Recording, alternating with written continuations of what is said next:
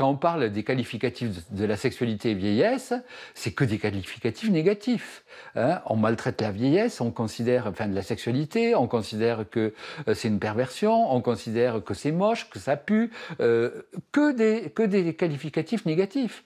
Et pourtant, c'est notre sexualité. On a fait cette campagne, cette affiche de seniors en situation de Kama Sutra, habillés. C'est avant tout de changer de regard pour dire respectons l'identité des personnes âgées, et c'est essentiel si on veut parler de bientraitance. Si on veut parler de qualité de vie, la qualité de vie ne consiste pas uniquement à dire j'ai de quoi manger, j'ai de quoi dormir. On a les mêmes désirs en vieillissant, et pourquoi ça deviendrait tout d'un coup une perversion? Il n'y a pas de date de péremption, que je sache, pour le plaisir que l'on a, l'affection que l'on peut trouver auprès de certaines personnes, et l'envie d'être caressé ou de caresser quelqu'un. Le droit à la sexualité est inscrit dans la loi. Et pourtant, c'est quelque chose qui est complètement nié à la plupart des seniors qui sont dans des institutions. Donc la question qu'on se pose, c'est peut-on faire l'amour jusqu'à sa mort? La réponse est oui. Le sexologue Gérard Rib nous a expliqué que c'était possible, qu'il y en a certains qui battent même des records grâce à des médicaments dont je ne peux pas citer le nom, des petites pilules bleues. Mon record absolu de prescription d'un IPDE5, c'est les médicaments qui servent à l'érection. Le monsieur, quand la première fois que je l'ai vu, il avait 95 ans, en l'occurrence.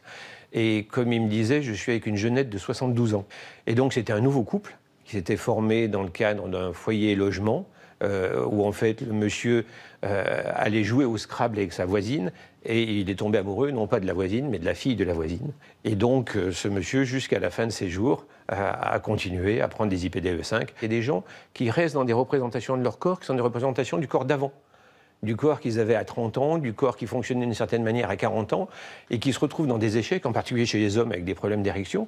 C'est vraiment quasiment le même passage de l'enfance à l'adolescence. Il y a quelque chose, il y a une découverte d'un nouveau corps et une découverte des nouvelles sensations. Et dans ce moment de la vieillesse, on retrouve exactement les mêmes paramètres. Il faut faire une éducation sexuelle du côté des seniors, c'est évident. Donc il y a un couple qui a accepté de s'exprimer sur le sujet, c'est Sophie Darel, qui est donc l'ancienne animatrice, qui a présenté beaucoup d'émissions avec Guy Lux, qui a été la binôme de Thierry Le Luron. Oui. Voilà, les plus jeunes la connaissent peut-être pas, mais elle était très connue. Et son compagnon, Jack Anaclet, qui est un ancien photographe, ils ont accepté de s'exprimer sur le sujet parce que parfois ils donnent des conférences sur la sexualité des seniors. Pourquoi on se dit qu'à partir de 70 ans, ils sont trop vieux, on ne peut rien faire? Ben non, il y a sans doute plus d'expérience, plus on se connaît mieux. C'est différent, il y a aussi une tendresse qui n'existe pas forcément quand on est très très jeune. Et je sais que quand j'étais petite, je n'envisageais absolument pas que mes parents puissent faire l'amour. J'avais l'impression qu'une fois que moi c'était fait, bon ben voilà, après ils n'avaient plus besoin quoi. Et ça c'est toujours dans l'idée, surtout quand on est très jeune, que les personnes à partir d'un certain âge, il y a un côté presque gênant d'imaginer des vieilles personnes ou des... Enfin, vieille, j'aime pas non plus le mot vieux, mais d'imaginer des gens d'un certain âge qui font l'amour. J'ai toujours envie de faire quelque chose, j'ai toujours envie de séduire. Quand j'avais 30 ans, les personnes de 50 me paraissaient très vieilles. Quand j'avais 50 ans, les personnes de 70 me paraissaient carrément des âges canoniques. Maintenant, j'en ai 75 aujourd'hui, donc je commence à loucher sur les 90, vous voyez. Et je me dis, putain, qu'ils sont vieux.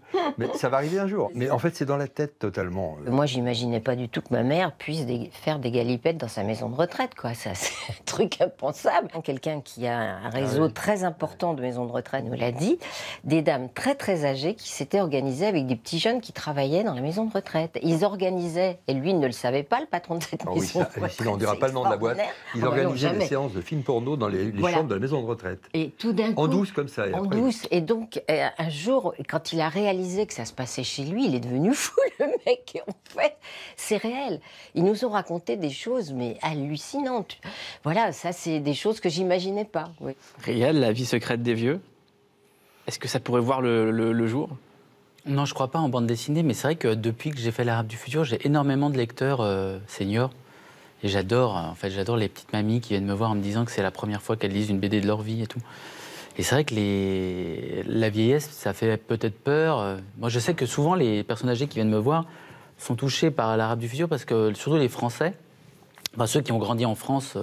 Parce qu'en fait, souvent, ils me parlent de leur école, par exemple. Ils me disent, mais vous savez, après-guerre, on se faisait taper aussi en France, avant mai 68. Vous, ce que vous regardez de votre BD, c'était pas qu'en Syrie.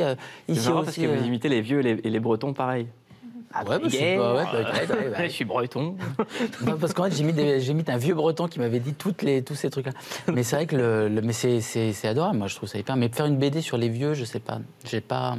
Peut-être quand je serai vieux, mais en même temps, je sais pas. Et vous parlez beaucoup de l'enfance, de la préadolescence. Est-ce que vous arrivez à vous voir vieux, maintenant que vous vous êtes tellement raconté jeune? C'est bien déprimant comme question. C'est dimanche. Ouais, comme j'ai eu 40 ans cette année, j'avoue que je me sens assez vieux en fait, mais j'arrive à me voir vieux, ouais. Vous savez, il y a cette application là qui est assez marrante, la Face App. Vous n'avez pas fait ça là? Vous mettez une photo, il vous transforme en vieux. On voit tout à fait la tête qu'on aura quand on est vieux. Il faut mieux pas trop y penser. Du coup, elle ressemble à quoi cette tête? Un vieux, un peu stressé. Mais j'ai l'impression que peut-être bien qu'on sera jamais vieux en fait. Qui dit qu'on va pas trouver une pilule contre l'immortalité, la immortal by Apple, ou je sais pas, un truc.